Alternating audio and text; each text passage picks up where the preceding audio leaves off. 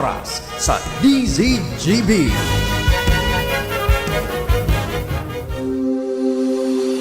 Kayo po ba ay may katanungan sa PhilHealth? Nandito na ang programang Alagang PhilHealth. Magbibigay linaw sa inyong mga tanong kasama ang PhilHealth Regional Office No. 5. Mapapakinggan alas 10 ng umaga sa DZGB. Damang-dama ang benepisyo ng PhilHealth sa Alagang PhilHealth. Ngayon, nandito na ang inyong mga anchorman. Ito na naman tayo pag ganitong usapang yakap. Parang ayaw ko masakit sa loob masakit sa damdamin. Wala naman akong kayakap-yakap. Di na ako iniintindi. Walang iya. Ba't pag-usapan natin tong yakap na to? Gigi, naron. Ano bang pag-usapan natin? Kaya na naman nagsigmok. Gigi! Kaya na naman nagsigmok ko. Apudan ta na sana sa telepono. Ano daw tabi? Hello? Diba? Okay na. Okay na po ba? Yeah. Ayan naman. Ayan naman pala. Alam mo kung bakit nawala ang signal ko, Sir Pio? Alam mo kung bakit nawala yung signal ko? Bakit? Kasi nagtatampo ka na naman. Pag-usapan natin yakap. Wala namang yumayakap sa akin Wala na. Oo. Kung alam mo kung nag-iayakap sa'yo, Sir Pio, o nag-iayakap sa mga listeners natin, huwag po kayo mag-iayakap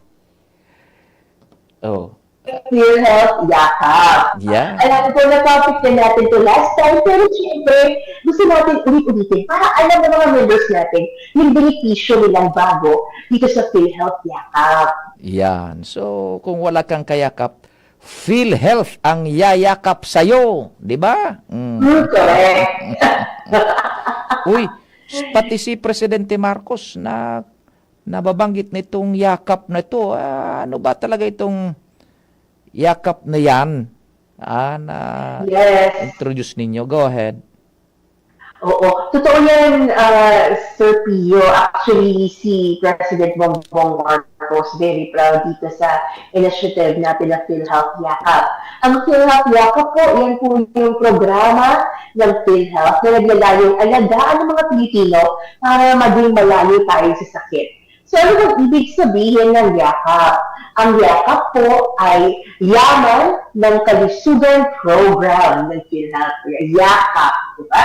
So, sabi ko nga po, sa pamamagitan ng yakap, babantayan po ng ating mga yakap clinics ang kalusugan ng mga members upang mapanatili ang mabuting kalusugan, maaga pong ma-detect or matuklasan ng ating mga karamdaman, at mabigyan po tayo ng nararapat na gamot para hindi na po lumala o humantong sa pagpapa-ospital. Kung naaalala niyo po kasi, Sir Pio, noong panahon, inilabas natin yung RA 11223 or Universal Healthcare Law noong 2019.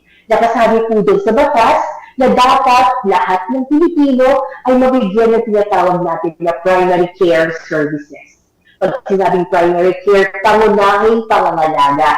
So, bago pa man po tayo magkasakit, pangangalagaan na tayo ng PhilHealth. Kung meron man tayong nararamdaman, aagapan natin yan. Kung high risk tayo for specific diseases, isi-screen natin para mag-detect ng maaga at balunasan ka agad at di na lumala. So iba pala to sa konsulta, Ibang-iba to sa konsulta, yung unang pinagdi-discuss mo na konsulta package. Actually, halos same lang po, pero dinagdagan pa. Kung nag-rebranding tayo, Sir Pio, noon PhilHealth Consulta tayo, di ba? Ang problema kasi, Sir Pio, sa PhilHealth Consulta, pag narinig daw ng ating mga members, iisip nila, gagamitin lang nila itong benepisyong PhilHealth Consulta pag may nararamdaman na sila.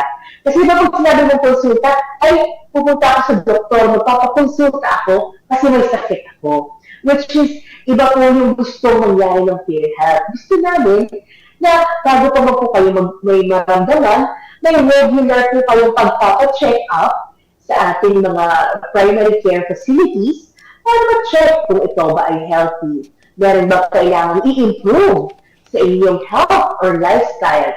Meron bang kailangan maintenance medicines? Yan po ang ginagawa ng primary care benefit natin. At dyan papasok si PhilHealth Consulta na ngayon PhilHealth Yakap na.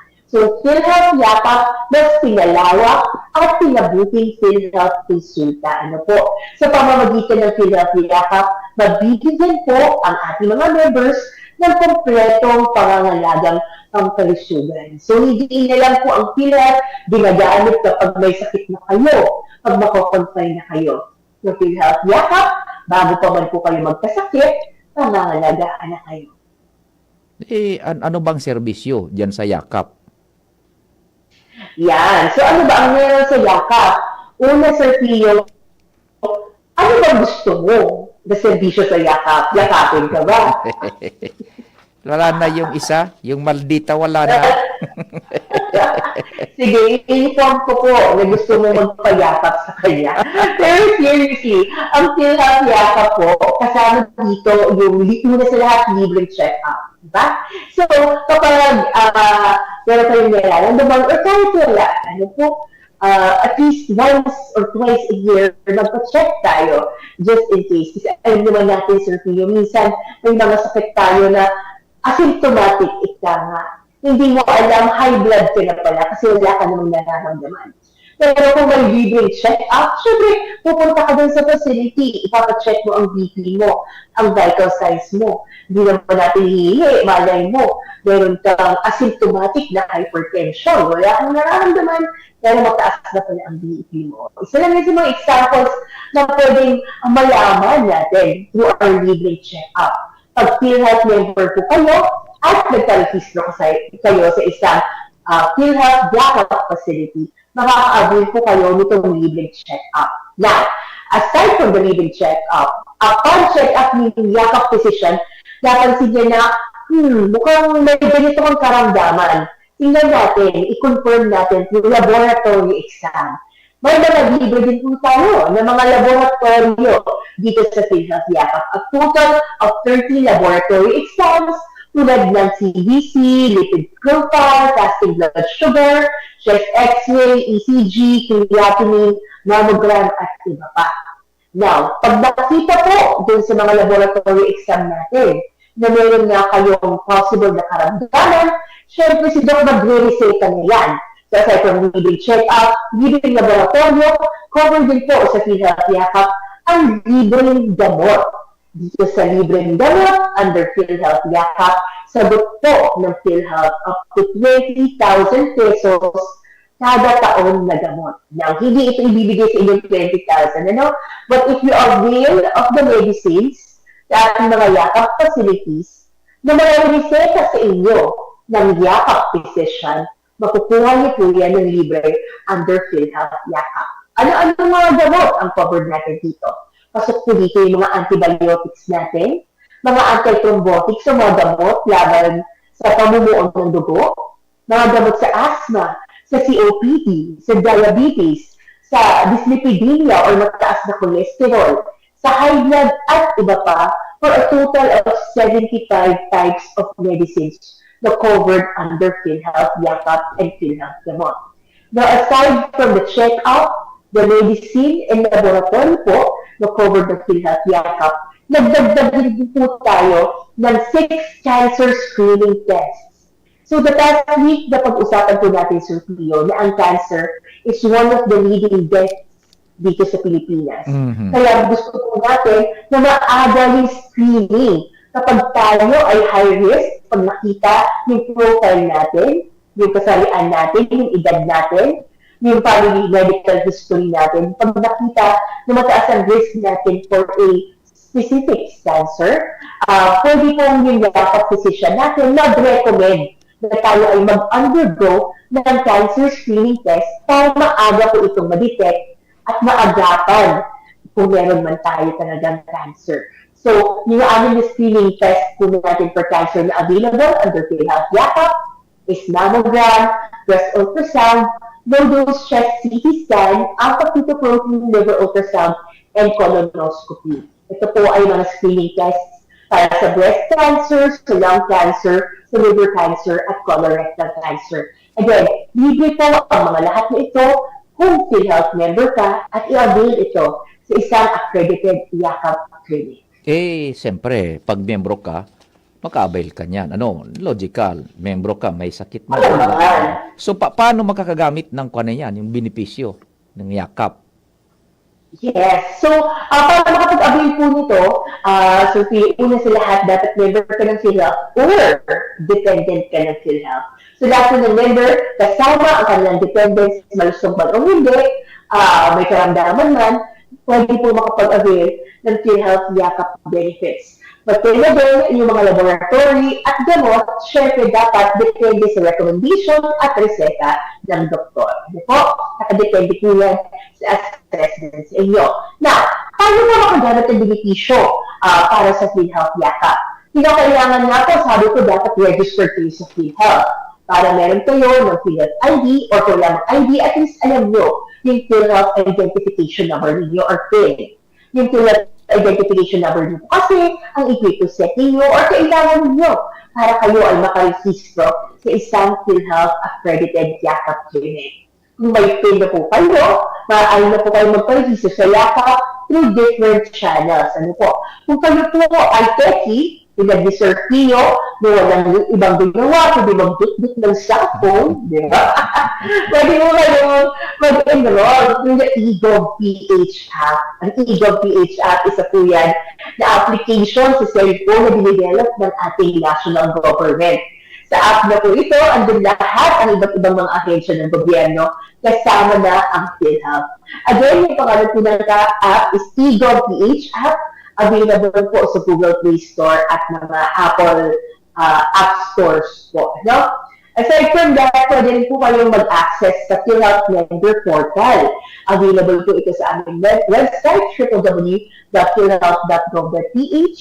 At natin lang po yung consulta module para mapili yung inyong consulta Yakap facility of choice at doon po kayo magparehistro. Pwede rin po kayong dumiretso sa mga Yakap clinics. Ang buong listahan po ng mga Yakap clinics ay again matatagpuan sa aming website, www.philhealth.gov.ph, o pwede naman po kayo pumunta sa lahat ng PhilHealth offices sa buong bansa. We will be more than happy po to assist you para may rehistro kayo sa PhilHealth Yakap. Kung wala naman po kayong PIN, pwede rin po kayo magparehistro gamit ang PhilHealth Member Registration Form upang mabigyan po kayo ng PhilHealth Identification Number at PhilHealth ID sa lahat ng PhilHealth offices nationwide or mag-online registration po through our website, our online member portal. Again, that's www.philhealth.gov.ph. Anong kailangang dokumento na isumite kung maparehistro? Kung ikaw, Sir P, wala na. Joke lang. Hindi, actually po wala talaga. Basta kayo po ay registered sa PhilHealth at meron kayong PhilHealth Identification Number, pwede na po kayo magpa-register sa PhilHealth. Hindi po kailangan ng anong dokumento para magpa-register sa Yakap. Sa Yakap po, kailangan lamang ng inyong PhilHealth Identification Number para kayo ay ma-register sa Yakap.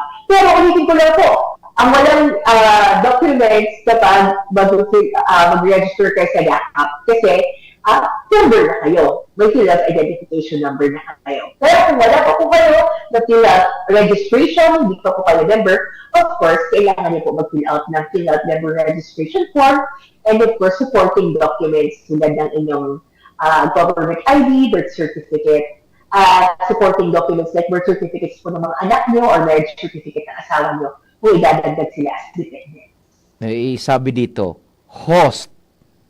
Paano makakamtan ang mga serbisyo ng Yakap? Oo. Paano nga ba, Sir P, nakakamtan ang Yakap? Sige, sagutin mo ko. Wala nga, hindi nga ako pinagbibigyan. Iniwan pa ako. Walang iya siya. Bala siya. Sige, discarte mo na yan kung paano ka makakamit ng Yakap. Pero Yakap po, simple lang para makuha ito. Para makuha po ang servisyo ng PhilHealth Yakap, mag-register lamang po sa pinakamalapit o mabipili accredited Yakap Clinic. And then magtatapos po ng unang pagbisita sa Yakap Clinic or tinatawag natin na first patient encounter, mag-recommenda or mag-reseta na po ang doktor ng kinakailangang laboratory ayon sa assessment. Kung may reseta ang doktor na kinakailangan ng gamot, ito na may-ari makuha naman po sa mga gamot facility natin. Yun, oo. And ito, pwede ba kung dumiretso sa butika, kumuha ng libreng gamot? Yes. So dapat po, yung mga libreng gamot nyo ay una sa lahat, makuha po yun sa mga PhilHealth Yakap Clinic or gamot facility. At ito po ay kinakailangan reseta ng doktor na mula sa Yakap Clinic para makakuha ng libreng gamot sa mga facilities natin and other drug dispensing facilities. So, ulitin ko po, dapat yung reseta ito sa isang Yakap Clinic. Ano po? So, kung pumunta kayo sa specialista ninyo or sa private doctor ni Sir Pio, unfortunately, yung mga reseta po yun, hindi natin i-claim sa PhilHealth Yakap. Ang makulang po natin gamot is yung mga reseta ng ating Yakap physician sa Yakap Clinics. For example, Sir Pio, diba? Nagpa-check up ka sa Yakap facility. Tapos nakita doon na high blood ka na, Sir Pio, lagi kang galit kasi kalmahan mo. Walang yaka. Kaya nagsitahan ko ni Doc. Sabi ni Doc, losartan, once a day for 30 days. Di ba? So dahil si reseta yun ni Yakap Physician, sa Yakap Clinic, pwede nyo ma-claim na libre. Di ba? Tapos next month, magpa-check up ka ulit. Nakita ni Doc, high blood ka pa din. Pinasitahan ka ulit, pwede mo ulit yun makuha ang libre, mga gamot mo, mga maintenance medicine. Ano po? Tandaan nyo lang po, nantayin natin yung mga announcement natin ng mga listahan ng participating pharmacies and health facilities kung saan naaaring ma-avail yung mga libreng gamot at cancer screening test. But for now, sa mga current na Yakap clinics po natin, may mga gamot po tayo doon, 21 types of medicine na pwede nyo lang ma-avail. Yung clinic na Yakap accredited, walang laboratorio. O limitado lang. Paano? Oo. Sige. So, kapag yung laboratorio na recommend po ng doktor ay pasok doon sa 13 laboratory exams na dapat covered ng PhilHealth Yakap, pero wala doon sa Yakap facility, dapat po yung Yakap Clinic ay gagawa ng paraan para mabigay sa inyo yung kinakailangan ninyong laboratorio na wala na dapat po yung babayaran. Ano po? Sila po yung mga pagkontrata sa diagnostic center para maibigay yung servisyo ang kailangan ng pasyente. Ano po? Pero wala dapat po yung babayaran kung pasok doon sa list of 13 laboratory exams na covered na pinagyakan.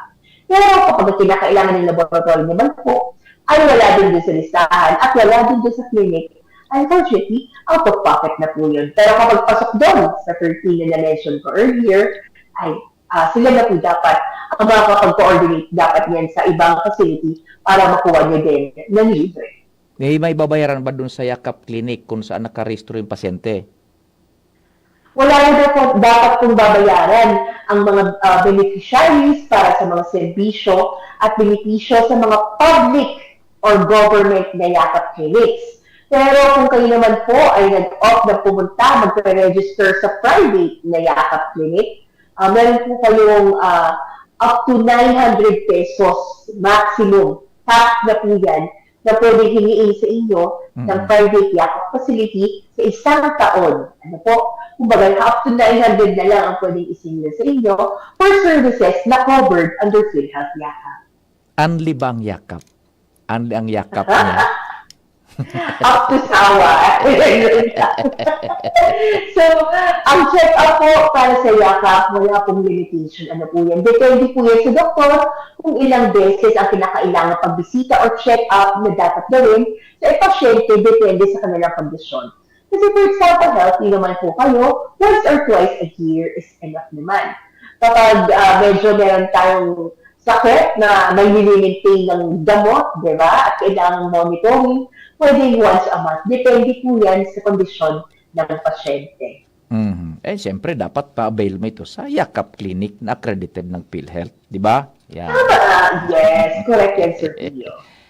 Pwede bang magpayakap sa kanya? it depends. Parang iya siya. Oo. Lilipat. So- Lipat ako from one yakap clinic to another. Paano ba yan? Okay. Kasi nangyayari po talaga yan na maglilipat tayo ng mga yakap facilities. For example, nag-move ka ng tinitirahan or for work, diba, na-assign ka sa ibang lugar. Ano po? So, pwede naman po tayong lumipat ng yakap clinic. Una, kapag wala kang nagagamit na benepisyo at servisyo, ang kitawag natin na first patient encounter. Or pangalawa, nagsara na po yung yakap clinic. Ano po? Apart from that, dapat stick to one lang tayo, Sir Pio, kung saan tayo nagpapayakap. Ayun na nga ang problema eh. Wala tayong one, walang stick. O, paano yan? Sa susunod na taon, nakarehistro ako ngayon sa Naron Yakap Clinic. Next year naman, punta na ako dun sa, anong apelyido nun? Nung isang kasama natin? Ilagan Yakap Clinic. Pwede ba akong maglipat doon? Sagutin mo! Sagutin mo! Sige po, depende po. Depende kung hindi pa po kayo na first patient encounter, pwede pa kayong lumipat. So, yung tinatawag natin first patient encounter, yan yung unang pagpunta nyo, pagpa-check up sa inyo, tinignan ka ng doktor. Pwede po kasi, Sir Pio, na ngayon, nag-register lang ako gamit yung eGov Super App, di ba? Nag-register lang ako online, pero hindi pa naman ako pumupunta. Pag gano'n, pwede pa akong lumipat. Pero, kapag paka-register ko, tapos pumunta na ako doon, nagpa-BP na ako, binigyan na ako ng gamot, nagpa-laboratory na ako, hindi na tayo pwede lumipat. Ano po? Pero, within the year. Pero by next year, pwede na. So, once per year lang tayo. Ano? So, pwede tayo mag-fill out ng tinatawag natin na PTRF, mag-fill out the registration form, i-check natin yung box na nagsasabing transfer, i-submit po natin yun sa Yakap Clinic, para ayon sa PhilHealth, para makapaglipat po tayo ng Yakap Clinic. The best time for this po is around October to December, para by January of next year, pwede na tayo doon mapunta sa lilipatan natin na Yakap Clinic. At doon na tayo mag-avail ng ating libre check-up, gamot, laboratory, and screening test. Ano ba ang mga dagdag mo pang mensahe sa yakap na yun? Kasi masakit ang loob ko eh. Hindi na ako pinapayakap. Sige, paalala na lang po sa ating mga listeners, ano po, na nilalayan talagang po ng yakap na alagaan ng lating Pilipino para maging mas malayo po tayo sa sakit. Bilang miyembro po, siguraduhin natin na registrado tayo sa yakap. Again, pwede natin itong gawin with the PhilHealth Member Portal at sa eGov Super App. Sa pamamagitan po nito, madali niyong ma-access ang inyong PhilHealth records, contributions, at makapagpa-register sa Yakap Clinic na pipiliin ninyo. Again, mag-register po ngayon para mas mabilis at mas maging hawak ang inyong mga transactions sa PhilHealth. Para sa kanilang informasyon, bisitahin lamang po ang website www.philhealth.gov.ph. May isa pa ako paalala, Sir Pio pala. Again, panawagan po namin sa lahat ng PhilHealth members na sana updated po ang ating records and contributions para tuloy-tuloy ang ating paggamit ng benepisyo. Tandaan po, walang bayan ang pagkuha ng PhilHealth ID at MDR, or Member Data Record. Ibigin ko po, libre ang pagkuha ng ID at MDR. Lahat ng forms, lahat ng transactions actually po sa PhilHealth, libre po yan. Huwag po tayo magpapaloko sa mga online fixers na nag-aalok ng servisyo ng PhilHealth for a fee. Bakit kayo magbabayad kung bukas naman po ang mga opisina namin para sa mga transactions ninyo, libre pa. Ano po? Pwede kayo bumisita sa mga aming mga opisina, Lunes hanggang Biyernes, alas 8 ng umaga, hanggang alas 5 ng hapon. And if you have questions naman po, pwede kayo mag-message sa aming Facebook page, Philhealth Regional Office by Bicol Region, tawag sa 24/7 Philhealth Action Center, 8441-7442.